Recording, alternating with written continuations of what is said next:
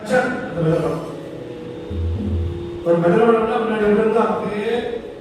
இந்த காலத்துக்கு தக்கபடியாக நல்ல மாடலேஷன் தான் பண்ணி அதே மாதிரி இவ்வளவு ஒரு கிராமத்துக்கு வரவேன்னு ஒரு நினைப்புல இருந்தா வந்தவுடனே இந்த உபகாரங்கள் அந்த கிராமத்துடைய அன்பான ஒரு வார்த்தைகள் அப்படியே பகவானுக்கு சமீபமா நமக்கு கொண்டு போற மாதிரி ஒரு பரிச்சயத்தை கொண்டு பண்ணி அதுவும் ரொம்ப கண்ணாமலாம் அதனோட பாருங்க கிறிஸ்பா அப்படி அழகா ஒரு சப்பரம் அதுல அந்த பட்டாபிஷேகம் ஊற்றி அதுக்கு அந்த வைதிகமா சாயங்காலத்தில் ஒரு அருமையான சேசனாக பூஜை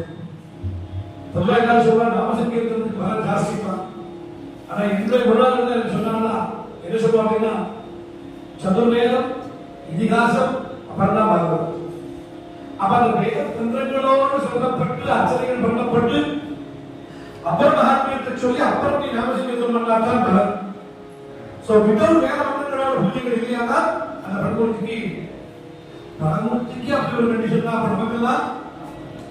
குறைந்தபட்சம் ஒரு 100 வருஷத்துல பிரம்மயக்கம் பண்ணியிருந்தால் எப்படி அங்கே சொல்லணும் இந்த மாதிரி ஒரு அனுஷ்டானமாக பல பேர் அனுஷ்டானமாக அந்த பூஜை ஏற்படுத்தினாங்க இந்த மாதிரி நடந்தது எத்தனையோ கிராமங்கள்ல மதுரை நாமம் மதுரவனத்தை பராமரிக்க முடியாத காலத்துல 4 பேர் இருந்தாலும் அந்த வருடத்தில் உள்ள அஞ்சான ஏகாதசி ஜீவனிக்கு நாம சங்கீர்த்தனம் பண்ணியிருந்தா அது பெரியவா பண்ணி வச்ச மந்திரோர்த்தம் அது பெரியவா பண்ணி வச்ச